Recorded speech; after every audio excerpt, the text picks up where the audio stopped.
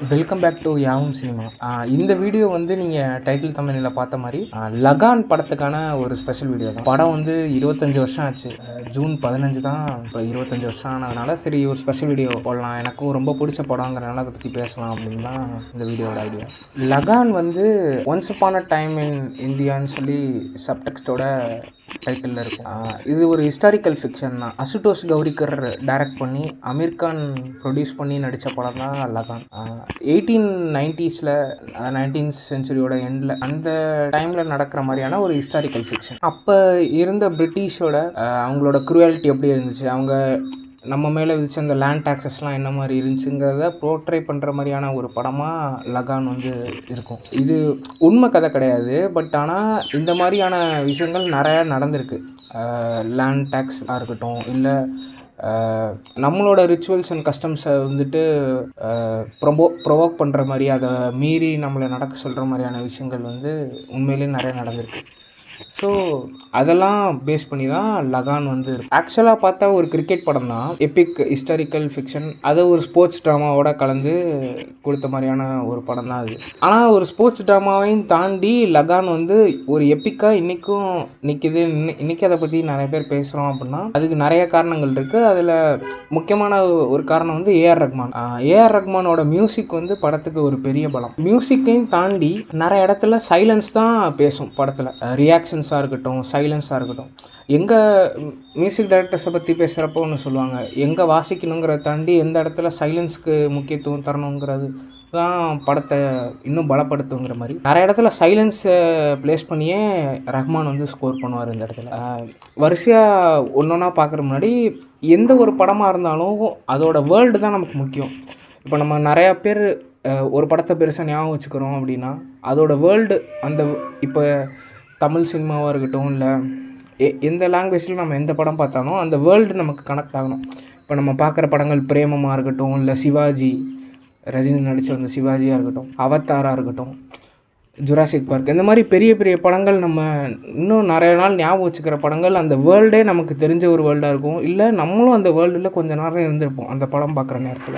அந்த மாதிரியான ஒரு வேர்ல்டு வந்து ஃபஸ்ட்டு 15 நிமிஷத்துக்குள்ளேயே லகான் பில்ட் பண்ணிடுது. அந்த வில்லேஜ் எப்படி இருக்குது, அந்த சாம்பனாருங்கிற அந்த வில்லேஜில் இருக்கிற மக்கள் எல்லாம் எப்படி இருக்காங்க, அங்கே எந்த அளவுக்கு வறுமை இருக்குது, பஞ்சம் இருக்குது, மழை பெய்ய மாட்டேங்குது, எல்லாமே நமக்கு தெரிஞ்ச முடியும். அந்த வேர்ல்டுக்குள்ளே நம்ம ஈஸியாக அந்த 15 நிமிஷத்துலேயே நம்ம உள்ளே போயிடுறோம். இன்னொன்று, இந்த படத்தோட லென்த்து ஒரு காரணம். லென்த் வந்து என்னன்னா 3.25 மணி நேரம் இந்த படம். நம்ம படம் பார்க்குறவங்களுக்கு ஒரு கேள்வி இருக்கலாம், ஒரு ஸ்போர்ட்ஸ் ட்ராமா தான், எப்படியா இருந்தாலும் ஹீரோ தான் ஜெயிக்க போகிறான், எல்லா கதையும் அப்படி தான் இருக்க போகுது.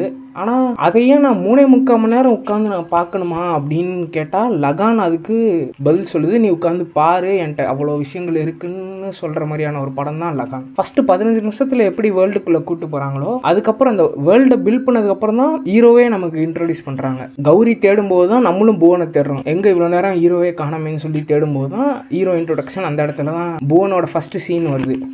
அந்த பிரிட்டிஷர்ஸ்லாம் மான வேட்டையாடுறப்ப அதை தடுக்கிறதுக்கு அவன் ஹெல்ப் பண்ணும்போதே நமக்கு அவனை பிடிச்சி போயிடுது. ஃபஸ்ட்டு சீன்லேயே அந்த ஹீரோ கூட நம்மளை கனெக்ட் பண்ணுற மாதிரியான விஷயங்கள் இருக்கிறது வந்து படத்துக்கு ஒரு பெரிய பலம். புவனை நம்ம எவ்வளோ கனெக்ட் பண்ணிக்கிறோமோ அந்த அளவுக்கு தான் இன்வெஸ்டடாக அந்த படத்துக்குள்ளே நம்ம இருக்க முடியும். அதுக்கு அந்த ஃபஸ்ட்டு சீன் வந்து ரொம்ப ஹெல்ப் பண்ணுற மாதிரியான ஒரு சீனாக இருக்குது இதுக்கு. சரி, படத்துக்கு முக்கியமானது வேர்ல்டுன்னு சொல்லி பார்த்தாச்சு.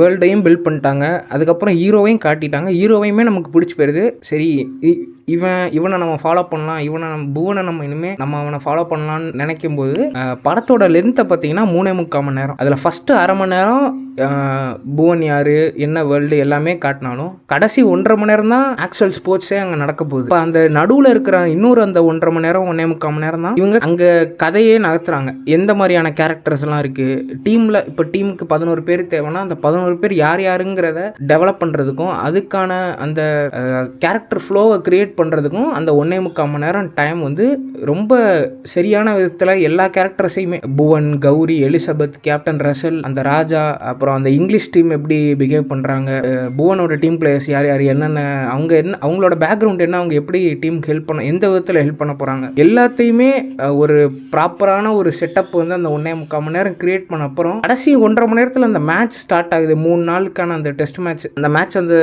ஸ்டார்ட் ஆகும்போது சரா எல்லாம் செட் ஆகிடுச்சு, இப்போ உட்காந்து மேட்ச் பார்க்கலாங்கிற மாதிரி அந்த ஒரு ப்ரிப்பரேஷனுக்கான டைம் வந்து ரொம்ப கரெக்டாக எவ்வளோ தேவையோ எந்த அளவுக்கு எல்லாமே பண்ணணுமோ எல்லாம் பண்ணி தான் மேட்ச்சுக்கு நம்மளை கூட்டு போகிறாங்க. அந்த கடைசி 1.5 மணி நேரமே நமக்கு தெரிஞ்சிடும் ஹீரோ டீம் தான் ஜெயிக்க போகிறான், நம்ம எதுக்கு பார்க்கணுன்னாலும் அங்கே ஒரு ட்ராமா நடக்கும்ல. இவங்க முன்னாடி கிரியேட் பண்ண செட்டப் எல்லாத்துக்கும் அங்கே ஒரு பே ஆஃப் இருக்கும். முன்னாடி இவங்க ஃபோர் ஷேடோ பண்ண சில கேரக்டர்ஸ் எல்லாம் எப்படி மேட்ச்சில் யூஸ் பண்ண போகிறாங்க, சில ஹைலைட்ஸ்லாம் இருக்கும். ஒவ்வொரு பிளேயருக்கும் ஒரு ஹைலைட் இருக்கும்ல, ஒரு கீ டேலண்ட் இருக்கும்ல, அதெல்லாம் எப்படி மேட்ச்சில் ஹெல்ப் ஆக போகுதுங்கிறத பார்க்குறதுக்கு அந்த 1.5 மணி நேரம் ரொம்ப சரியான ஒரு விஷயமா இருக்குது. எப்படி நான் ஏஆர் ரஹ்மானோட சைலன்ஸ் நிறைய இடத்துல ப்ளஸ்ன்னு சொன்னேனோ, சாங்ஸ்லையுமே ஒவ்வொரு சுச்சுவேஷனுக்கான சாங்ஸ், ஃபஸ்ட் அந்த மழை வரதுக்கான சாங் செலிப்ரேஷன் சாங் மாதிரி இருக்கும், அதுலேருந்து ஆரம்பிச்சு கிருஷ்ண ஜெயந்திக்கு ஒரு சாங்கு, அந்த ப்ராக்டிஸ்க்கு ஹெல்ப்புக்கு கூப்பிடும்போது அந்த சாமியார் பாடுற அந்த ஒரு சாங்குன்னு சொல்லி ஒவ்வொரு சாங்குக்கான அந்த சுச்சுவேஷனுமே கரெக்டாக ஒரு 1/2 மணி நேரம் 40 நிமிஷத்துக்கு ஒரு தடவை ஒரு பாட்டு வச்சு சரியான ஒரு எப்பிக் எப்படி இருக்கணுமோ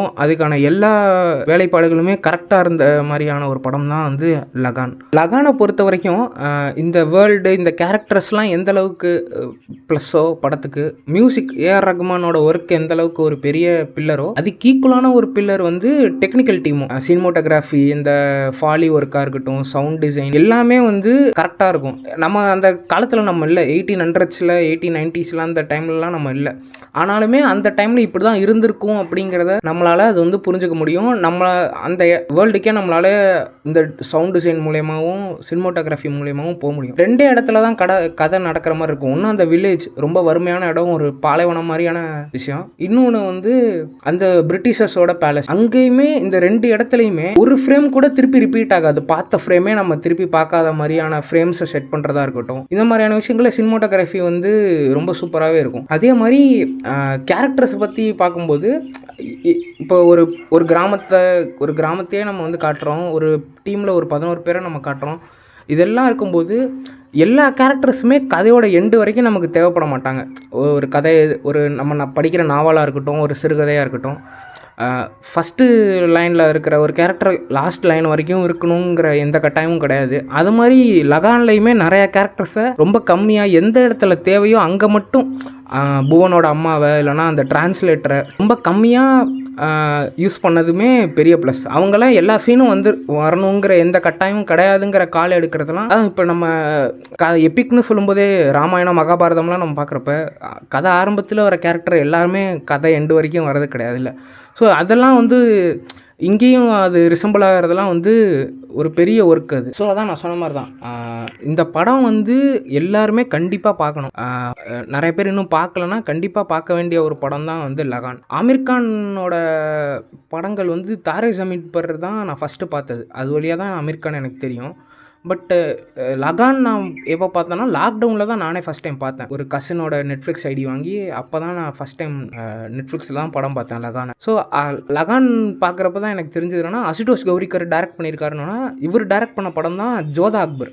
லகானுக்கு அப்புறம் ஸ்வதேஷ்க்கு அப்புறம் ஜோதா அக்பர் நான் ஏற்கனவே பார்த்துருக்கேன். அதோட சாங்ஸ்லாம் உங்களுக்கும் தெரியும், தமிழ் டப்பில் வர அந்த முழுமதி சாங்லாம் கேட்டிருப்பீங்க. ஜோதா அக்பர் டேரக்டர் தான் இதுக்கு முன்னாடியே லகான் எடுத்திருக்காருன்னு தெரிஞ்சதுலாம் எனக்கு இந்த டேரக்டர் மேலே ஒரு பெரிய ஒரு அபிப்பிராயம் கிரியேட் ஆகிறதுக்கு ஒரு நல்ல இதுவாக இருந்தது. லகான் பார்த்தோன்னா ஸ்வதேஷ் பார்த்தேன், அப்புறம் ஜோதா அக்பர்னு வரிசையாக அவரோட இந்த டேரக்டரோட ஃபில்மோகிராஃபி கொஞ்சம் ஓரளவுக்கு நான் எக்ஸ்ப்ளோர் பண்ணேன். ஸோ லகான் எனக்கு இந்த மாதிரி தான் தெரிஞ்சுது. இப்போ 25வது வருஷம் நான் ஒரு வீடியோ பண்ணணும் அப்படின்னு நினச்சதுமே இப்போ திருப்பி ஒரு தடவை பார்த்தேன் ஃபுல் படத்தையும் உட்காந்து பார்த்துட்டு சரி இதுக்கு ஒரு வீடியோ பேசலாம் அப்படின்னு சொல்லி தான் பேசினேன்.